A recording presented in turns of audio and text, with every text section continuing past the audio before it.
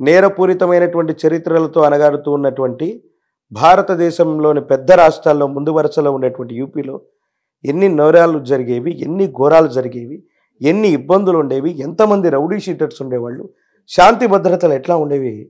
మరి ఒక బాబా రూల్ చేస్తున్నారు. మరి రాజకీయ నాయకులకు ఏమైంది? ఏ రాజకీయపరమైనటువంటి వ్యవస్థలో చాణక్యుడు అర్థశాస్త్రాన్ని చెబితే దాని సబ్జెక్టుగా ఎకనామిక్స్, సివిక్స్, కామర్స్ పేరుతో మీరు చదువుకోవచ్చు. అదే అర్థశాస్త్రాన్ని రాసినటువంటి భావజాలం ఉన్నటువంటి స్వామీజీలు ఎవరు కూడా ఎంపీలు అవ్వకూడదు, ముఖ్యమంత్రులు అవ్వకూడదా? సరే, కృష్ణమాచార్యులకు రాజకీయంగా అరంగేట్రం చేయాలని ఉందా? అవకాశం వస్తే తప్పకుండా చేస్తాను. అవకాశం వస్తే ఎస్. అవకాశం వస్తుందా? అవకాశం తీసుకుంటారా? ఇప్పటికిప్పుడు రాజకీయపరమైనటువంటి అంశాల్లోకి వెళ్ళాలన్నటువంటి ఉద్దేశం అయితే నాకు లేదు. కానీ ఒక భవ్యమైనటువంటి రామ మందిరాన్ని చూసిన తర్వాత, రాముడి యొక్క ప్రతిరూపాన్ని ఆ విధంగా చూసినటువంటి తర్వాత, ధర్మం కోసం ఎంతోమంది జీవితాల్ని త్యాగం చేస్తూ ఉన్నటువంటి తర్వాత, రాజకీయం అంటే పదవీకాంక్ష కోసం, పదవి కోసం నేను వెళ్ళను. అవకాశం వస్తే భారతదేశంలో నేనే ఒక గొప్ప పార్టీని కూడా ఏర్పాటు చేయాలన్నటువంటి తలంపు నాకు ఆత్మీయమైనటువంటి ఒక మిత్రుడి ద్వారా నాకు వచ్చింది. నేను అన్నాను, అంత గొప్ప శక్తి సామర్థ్యాలు నాకు లేవు. ఒక పొలిటికల్ పార్టీ కూడా రీసెంట్గా నన్ను సంప్రదించింది. వాళ్ళకు సంబంధించినటువంటి వ్యవస్థలో ఉన్నాను. అందరి వాడుగా ఉన్నటువంటి కృష్ణమాచార్య ఏదో ఒక పార్టీలోకి వెళ్ళటం, ఏదో ఒక భావజాలాన్ని నా మీద వేసుకోవటం అన్నటువంటిది నాకు నచ్చదు. ఎందుకు మీ క్లయింట్స్ కర్వ్ అవుతారు, క్లయింట్స్ మిస్ అవుతారనా?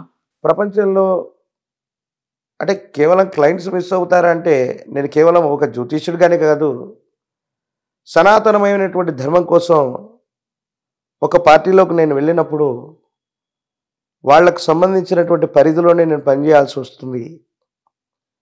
నేను పార్టీల కోసం ప్రత్యక్ష ఎన్నికల్లో పోటీ చేయాలనో, దానివల్ల నాకు పదవులు రావాలనో లేదు.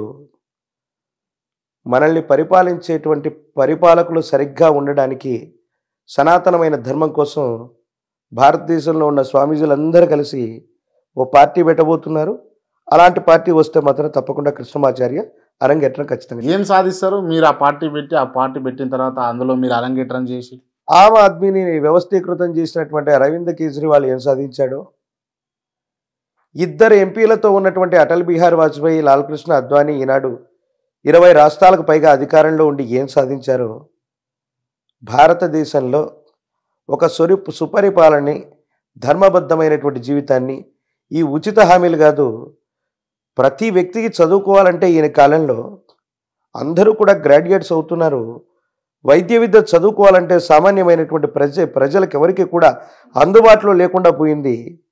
అటువంటి విద్యని, వైద్యాన్ని ఉచితంగా అందజేస్తే మనకు చాలు. ఈ ఉచితమైనటువంటి అనేక రకాలైనటువంటి సేవలు ప్రజలకేమీ అక్కర్లేదు. మాకంటూ కొన్ని రకాలైనటువంటి ఇలాంటి ప్రిన్సిపల్స్ ఉన్నాయి. ఇలాంటివి జరిగితే బాగుంటుంది అన్నటువంటిది నా యొక్క అభిప్రాయం. నా అభిప్రాయం కాదు. భారతదేశ జ్యోతిష్యం చూసుకుంటే, జ్యోతిష్య శాస్త్రం చూసుకుంటే, నిజంగా రాజకీయ నాయకులు అందరూ పోయి మీలాంటి వాళ్ళు అందరూ ముఖ్యమంత్రులుగా, మంత్రులుగా ఆ స్థానాలలో కూర్చునే అవకాశం ఉందా? భారతదేశ చరిత్రలో సమీపమైనటువంటి భవిష్యత్తులో భారతదేశానికి సంబంధించిన ప్రథమ పౌరుడు కూడా ఒక ఇటువంటి మఠపీఠ ఆశ్రమాదికి సంబంధించినటువంటి ఒక గొప్ప మహోన్నత వ్యక్తి అవుతాడని కాలజ్ఞానం చెబుతుంది. అంటే ఇప్పుడు నాకు అర్థం కాదు, కానీ ఇప్పుడు రానున్న రోజుల్లో ఏమన్నారు మీరు ఇందాక, ఆయన పేరు ఏం పేరు? యోగి ఆదిత్యనాథ్. యోగి ఆదిత్యనాథ్ ప్రధానమంత్రి కాబోతున్నాడనే అంశాలు అయితే తెరపైకి వస్తూ ఉన్నాయి. సో వీటిని ఉద్దేశించి ఫ్యూచర్ అది జరగబోతుందని నేను కూడా ప్రిడిక్ట్ చేయగలుగుతా, వాడు కూర్చున్న వాళ్ళు కూడా ప్రిడిక్ట్ చేయగలుగుతారు. సో యాజ్ ఇట్ ఈజ్ మీరే చేస్తున్నారు. ఒకవేళ ఇప్పుడు యోగి ఆదిత్యనాథ్ కాకపోతే ఇంకొక యోగి ఆదిత్యనాథ్ వస్తాడు, అంతే కదా? ఒకవేళ జరిగింది అని అంటేనేమో మీరు చెప్పినట్టు, జరగలేదు అని అంటే జరగబోతుంది అన్నట్టు, అంతే కదా? తప్పనిసరిగా. అంటే ఇప్పుడు ఏ శాస్త్రాన్ని, ఏ ధర్మాన్ని తీసుకున్నా మాకంటూ కొన్ని ప్రిన్సిపల్స్ ఉంటాయి. వీరబ్రహ్మేంద్ర స్వామి వారి ఉపాసకుడిగా నేను ఆయన నమ్ముతాను. ఆయన కాలజ్ఞానంలో ఉన్నటువంటిది, బ్రహ్మంగారి కాలజ్ఞానం అంటే ఒక రకమైనటువంటి అపోహలు ఉంటాయి అందరికీ. ఏమిటో తెలుసా? అదేంటో యుగాంతం, లేకపోతే వింతలు విచిత్రాలు, వేప చెట్టుకు పాలు గారుతాయి, లేకపోతే ఏదైనా ఒక జీవి ఇంకో జీవికి జన్మనిస్తే విచిత్రం జరిగింది. బ్రహ్మంగారి కాలజ్ఞానం అంటే అది కాదు. ఒక వ్యక్తి యొక్క భూత భవిత వర్ధమానాలు తెలియజేసే జ్యోతిషాస్త్రమే అద్భుతమైతే ఓ వ్యక్తి, వ్యవస్థ, రాష్ట్రం, దేశం, ప్రపంచ భవిష్యత్తును చెప్పగలిగింది కాలజ్ఞానం. స్వామివారి యొక్క కాలజ్ఞానంలో ఈ అంశం ఉంది.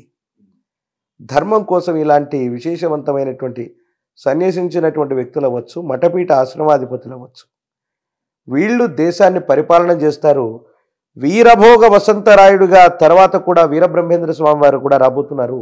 అలాంటి విశేషవంతమైనటువంటి నమ్మకాలు, సిద్ధాంతాలు మాకున్నప్పుడు ఖచ్చితంగా భారతదేశంలో అటువంటి సనాతనమైన ధర్మం పరిడవిల్లేటువంటి పరిస్థితి వస్తుందని మేము బలంగా నమ్ముతాం. దానికి తగ్గట్టుగా రాజస్థాన్లో కూడా ఒక గొప్ప స్వామీజీకి ముఖ్యమంత్రి పదవి ఇవ్వాలని ఆలోచన చేసినటువంటి అంశాలు కూడా నిన్న మొన్న జరగకపోలేదు. ఈ తెలంగాణ రాష్ట్రం గతంలో కూడా ఒక స్వామీజీకి ఒక భారతీయ జనతా పార్టీ ఆయనకి క్యాంపెయినింగ్గా మొత్తం అధికారయుక్తమైనటువంటి బాధ్యతలన్నీ కూడా ఇచ్చింది. సమీపమైన భవిష్యత్తులో కూడా కొనసాగుతుందని అనుకుంటున్నాను. Right, okay. నేను మిమ్మల్ని అడుగుతున్నాను,